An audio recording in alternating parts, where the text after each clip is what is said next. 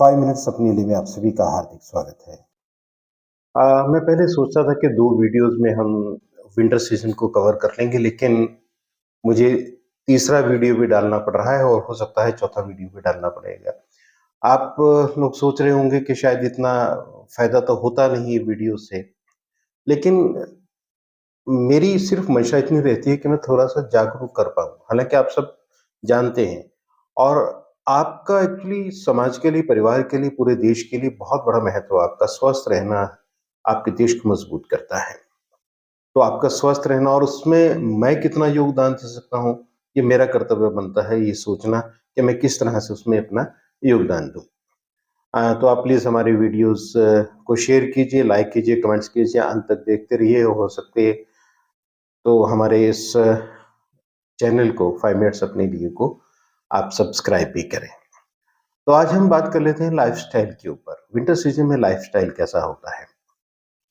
अक्सर आप देखते हैं कि सुनने में भी आता है, महसूस भी करते हैं कि गर्मी में और बरसात में जैसी हमारी पाचन शक्ति होती है, उससे ज़्यादा मजबूत हमारे सर्दी के सीज़न में होती है। तो इसी सीज़न में बहुत सारे त्योहार भी आते हैं, इसी सीज़न में शादियाँ भी बहुत अधिक होती हैं, इसी सीज़न में पिन्नी भी खाई जाती है, अलसी के लड्डू भी खाए जाते हैं, गजरेला भी इस मौसम में होता है और ये इसीलिए होता है क्योंकि पाचन शक्ति मजबूत होती है, तो ये सारी चीज़ें हज़म हो जाती हैं।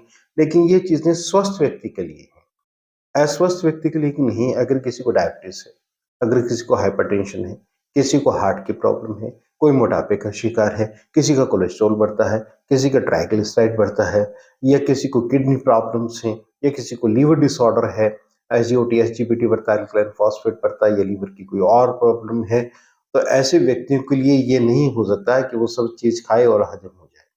उसको उसी के अनुसार अपनी चीजों की खाने की सिलेक्शन करनी पड़ेगी और इसी के बारे में मैं आपसे बात करने के लिए यहाँ पर आज हाजिर हुआ हूँ।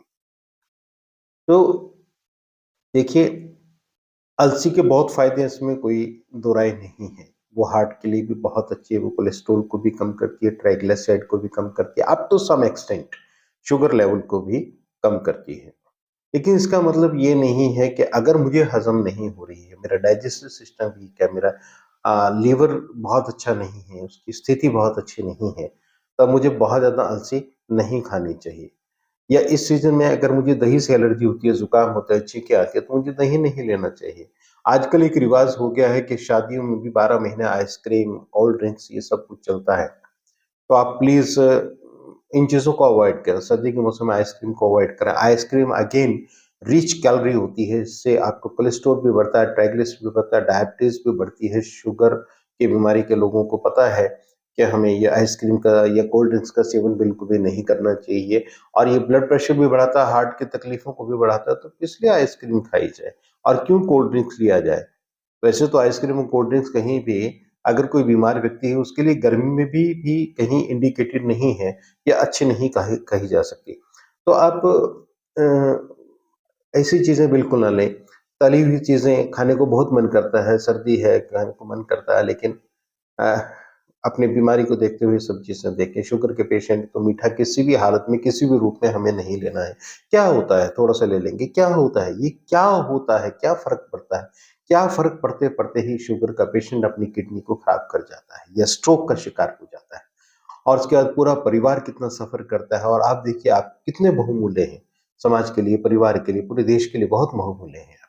आप अपनी शक्ति को पहचानें। सिर्फ़ 2 मिनट का स्वाद होता है, थोड़ी-सी देर के बाद, आधा घंटा के बाद आप कुल्ला कर लें और कहीं बिज़ी हो जाएँ, आपको ये भी नहीं याद रहता आपने आधा घंटा पहले क्या खाया था। तो प्लीज़ आप अपनी सेहत को ध्यान में रखते हुए इन चीज़ों का प्रयोग करें। उसके अलावा सेहतमंद भी हैं, अगर जो सीनियर सिटीज़न्स हैं, वरिष्ठ नागरिक हैं, 60 साल से ऊपर के भी हैं, सेहतमंद भी हैं, उनको भी खाने के अंदर बहुत ज़्यादा एहतियात रखने की ज़रूरत है क्योंकि 60 साल के ऊपर जाकर नमक भी कम, मीठा भी कम, चिकना भी कम, ये सारी चीज़ें कम करते चले जाना है। अगर हम कम नहीं करते हैं तो हम बेड रिडन हो जाते हैं और फिर अपने बच्चों को गालियाँ देते हैं कि बच्चे सेवा नहीं करते, पूछते नहीं हैं। क्योंकि उसमें बहुत सारे कारण हम खुद भी रहते हैं, हम क्यों बीमार पड़े? अपने आप को सिर्फ़ 2 मिनट के स्वाद के लिए अपने आप को परेशानी में क्यों लेके आते हैं? और सीनियर सिटीज़न से मुझे याद आया कि सर्दी के मौसम में भी सैर करना बहुत ज़रूरी है। क्योंकि अगर हम सैर नहीं करते तो हमारे जो स्वेट ग्लैंड्स हैं वो एक्टिवेट नहीं होते हैं। स्वेट ग्लैंड से बहुत सारी चीज़ें बाहर निकलती हैं, बहुत सारे टॉक्सिन्स बाहर निकलते हैं जो बाहर निकल नहीं पाते हैं।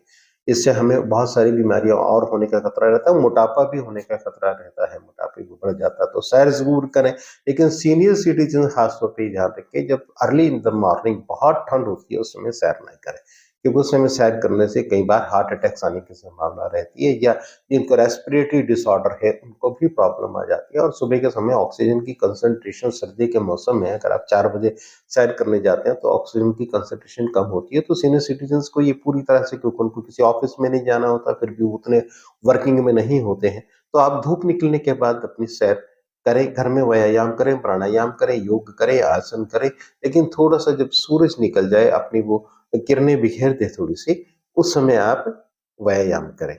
तो ये छोटी-छोटी चीज़ें, इनका ध्यान रखें। अगली बार हम थोड़ा-सा लेंगे अ, नाक के बारे में थोड़ी-सी बात करेंगे, क्योंकि बहुत सारे लोगों को इसी मौसम में साइनसाइटिस भी होता है, एलर्जिक राइनाइटिस भी होता है। उसके अलावा नाक की एक बेहतरीन सी रेमेडी हम बताएँगे कि किस तरह से नाक की कुछ सारी बीमारियों से हम बचे रह सकते हैं। वो आपको घरेलू रेमेडी हम आपको बताएँगे। 5 मिनट्स अपने लिए में आप सब जुड़े। आप सभी का बहुत-बहुत धन्यवाद।